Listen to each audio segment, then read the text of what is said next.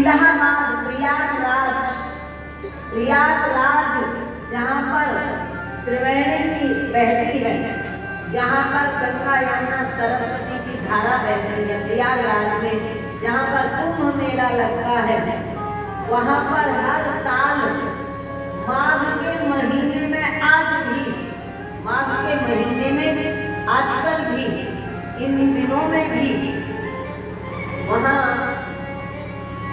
अनुष्ठान चलते हैं, कल्पवास होता है।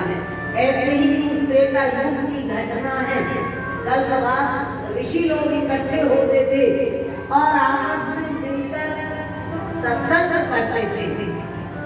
तो एक बार याज्ञवल्क्य के ऋषि आए भरद्वाज जी के आश्रम में और वहां ठहर कर उन्होंने सत्संग किया।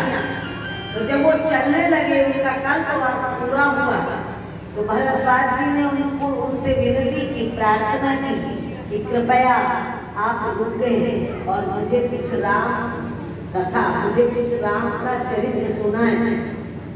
तो भरद्वाज जी की विनती सुनकर, निवेदन पर याज्ञवल्क्य भी रुके, ठहर गए और फिर उन्होंने राम कथा सुनाई। भरद्वाज जी को राम कथा का आरंभ कहाँ से हुआ? इसका आरंभ हुआ शिव और सती के जीवन से। आपको पता है पार्वती के बारे में? पार्वती कौन है जानते हैं आप? क्या बात? पार्वती को नहीं जानते? शिव की पत्नी है पार्वती। क्या ये भी जानते हैं कि पार्वती पूर्व जन्म में कौन थी? पहले जन्म में कौन थी पार्वती? आपने रामलीला, राम कथा सुनी है, ये भी पता ही होना चाहिए। किस किस को पता है कि पूर्व जन्म में राम शिव पार्वती कौन थी? कमाल की बात है, सिर्फ एक दो हाथ उठे हैं। पड़ोसियों की पत्नियों का तो सबका पता होगा, है ना? अड़ोसी पड़ोसियों के तो पत्नियों का भी पता है, पत्नियों का भी पता है, कौन किसकी पत्नी है कौन। और भी इधर उधर की कहीं से उठा लो, सबका पता होता है। लेकिन हमें हमारी ग्रंथों की मुख्य बातों का नहीं पता। पार्वती का पूर्व जन्म जो था वो था सती नाम से। किस नाम से था? सती। क्या नाम था? सती। तो एक बार क्या हुआ, भगवान शिव सती के साथ, यानी अपनी पत्नी के साथ अगस्त ऋषि के आश्रम में आए। किसके आश्रम में आए? अगस्त ऋषि के आश्रम में आए और वहां पर अगस्त ऋषि ने उनके सामने राम की महिमा गाई, राम की महिमा गाई, राम की कथा कही, सत्संग हुआ, काफी चला, सती ने भी सुना। अब चल पड़े थे, भगवान शिव विदा होकर वहां से चलते हैं। संयोग वशात, ध्यान से सुनना, संयोगवश उन्हीं दिनों राम जी वनवास में थे। त्रेता युग की बात है। उन्हीं दिनों राम जी वनवास में थे।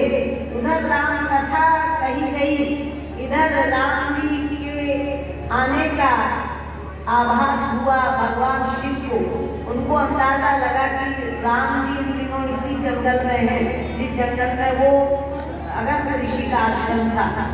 तो उनके मन में बहुत तड़प हुई कि मैं राम जी के दर्शन करूं, लेकिन वो अपने को छिपा रहे थे, अपने को दिखाना नहीं चाहते थे। फिर भी मन में संकल्प जगा, प्यास जगी राम जी के दर्शन की। और राम जी के दर्शन के लिए वो उसी दिशा में चल पड़े जिस दिशा में का उनको अनुमान था कि राम जी इस दिशा में है। राम जी उस समय क्या कर रहे थे? सीता खो चुकी थी और राम जी सीता के वियोग में व्याकुल थे।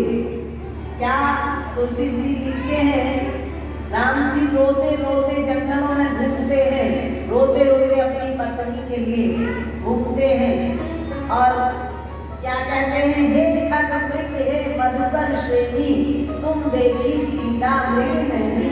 हे वो पशु पक्षियों से भी पूछते, खग हिरण से कहते हैं खग मृग, हे खग मृग, खग पक्षी, मृग हिरण, हे पशु पक्षियों क्या तुमने, हे खग मृग हे मधुकर श्रेणी तुम देखी सीता, क्या तुमने मेरी सीता को देखा है, ऐसा पूछते हैं और रोते हैं, तड़पते हैं। अब सती ने देखा राम जी को रोते तड़पते, तो उनके मन में प्रश्न उठा, ये कैसे ब्रह्म है, ये कैसे भगवान है जिनकी कथा सुन के आती हूँ मैं, ये भगवान कैसे है, इनकी औरत होगी, उस औरत के लिए रो रहे हैं, पता ही नहीं है कि औरत की कौन कहाँ चली गई, उनसे पूछ रहे कि कहाँ है, पशु पक्षियों से पूछ रहे हैं, जंगलों में वृक्षों से पूछ रहे हैं, तो ये भगवान नहीं हो सकते। उनके मन में शंका पैदा हुई सती के मन में, और उन्होंने भगवान शिव से कहा, शिव आप इन्हीं का भजन करते हो या कोई और भगवान है, ये कैसे भगवान है जिनके अंदर इतनी व्याकुलता है अपनी पत्नी को लेकर, ये तो भगवान नहीं हो सकते। तो शिव ने कहा कि जाओ परीक्षा ले लो, अगर विश्वास नहीं होता तो परीक्षा ले लो। पार्वती, उन दिनों पार्वती नहीं थी, कौन थी वो, सती थी। सती चल पड़ी और